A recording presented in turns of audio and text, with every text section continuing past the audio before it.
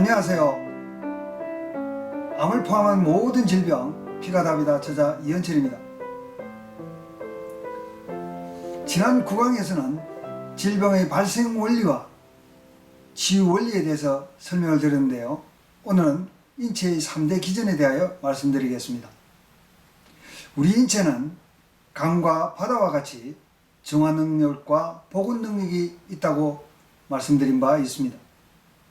이러한 능력을 가능하게 하는 우리 인체의 중요한 3가지 메커니즘이 있는데요. 오늘은 여기에 대하여 살펴보고자 합니다. 이 3가지 기전은 기량성, 항상성, 보상성입니다. 첫 번째, 기량성에 대하여 알아보도록 하겠습니다. 기량성이란 주로 호르몬 등의 내 분비 물질의 분비나 신경에서 일어나는 상호작용을 일컫습니다. 내 분비기 물질이라는 것은 혈관 속으로 분비되는 물질을 말합니다. 호르몬 등을 말하는 것입니다. 예를 들면 갑상선의 경우 부갑상선에서 칼시토닌이라는 호르몬을 분비하여 혈관 내에서 뼈 속으로 칼슘이 흡수되도록 하는데, 반대로 혈관 내 칼슘량이 적게 되면 파라트로몬이라는 호르몬을 분비하여 뼈로부터 칼슘을 방출하게 만듭니다. 이와 같이 호르몬이 마치 자석의 플러스와 마이너스 작용을 통하여 몸의 균형을 유지하게 되는데, 이를 기량작용이라 합니다.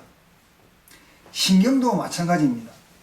우리가 화를 내거나 긴장하게 되면 호흡이 가빠지고 심장의 박동이 촉진되고 혈관이 수축되어 혈류량이 늘어나게 됩니다.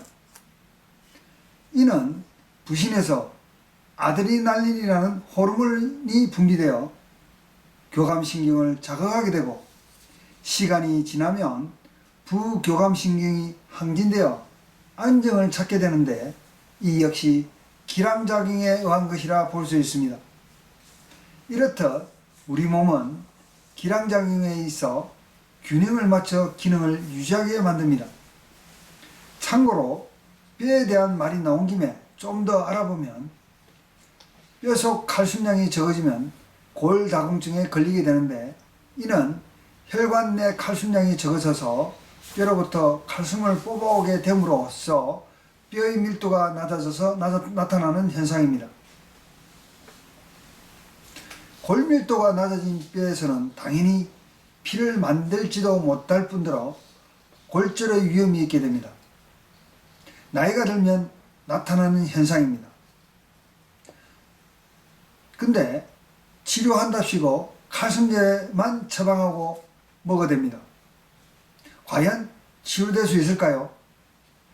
쉽지 않다는 것입니다.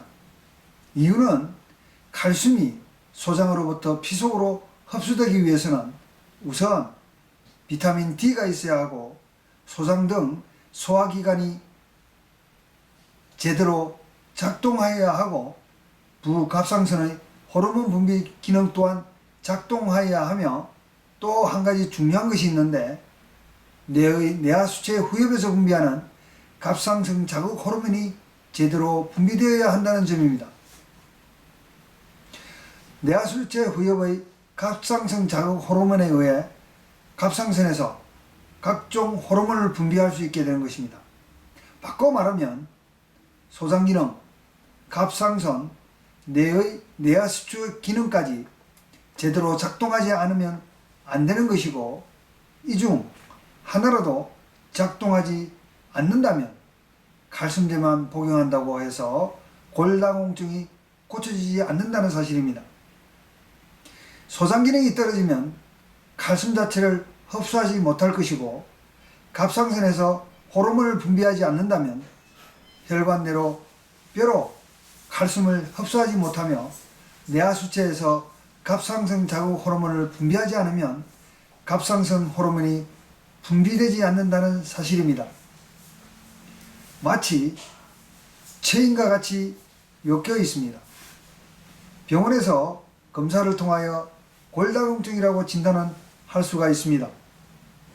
병원에서는 이를 단순히 노화 현상으로만 설명하고 있는 것이 현실입니다. 한 가지 병명이라도 병이 일어나는 원천적 경로는 두세 가지로 다양하다는 점을 기억해야만 합니다. 왜냐하면 병에 대한 깊은 통찰력이 얻기 위함입니다.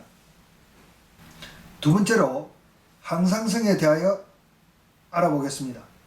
항상성이란 위에서 언급한 신장에서 요소와 요산을 배설하는 것이나 간의 피로물질이나 각종 독성에 대한 정화작용도 항상성에 관련된 것으로 볼 수가 있으며, 우리 몸의 체온 유지나 혈액의 농도나 일정한 혈액량의 유지, 혈액이나 체액의 수소 이온 농도나 세포 간의 삼투압 유지 등이 이에 속한다 하겠습니다. 우리의 인체는 이 항상성을 통하여 일정 수준으로 유지되는 것입니다. 혈액의 그물을 예를 들어 보겠습니다. 혈액의 양은 몸무게의 8%입니다. 만일 사열이나 각종 내 외출혈로 혈액의 총량이 줄어들게 되면 신장에서는 조혈 호르몬을 내고 소장에서는 단백질을 비롯한 철분을 흡수하여 골수에서 피를 만들게 되어 부족한 혈액량만큼 만들어내게 되는 것입니다. 물론 용도 폐기된 피가 간과 비장에서 끊임없이 파괴되므로 생리, 코피 등의 외출혈, 즉 비정상적으로 부족해진 혈액량을 채우기 위해서가 아니더라도 골수에서는 끊임없이 피를 만들어내고 있다고 해도 과언이 아닐 것입니다. 다만 피를 만드는데, 즉 조혈이 되기 위해서는 간, 신장, 소장, 그리고 골수의 조혈 기능이 제대로 작동하여야 함은 물론이다 하겠습니다. 이 중 한 가지라도 작동하지 않으면 조혈이 잘 이루어지지 않게 되는 것입니다.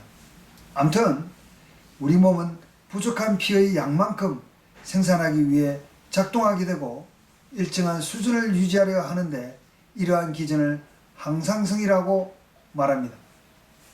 항상성에 대한 이해를 좀 더 높이기 위해 신장의 경우를 들어보겠습니다.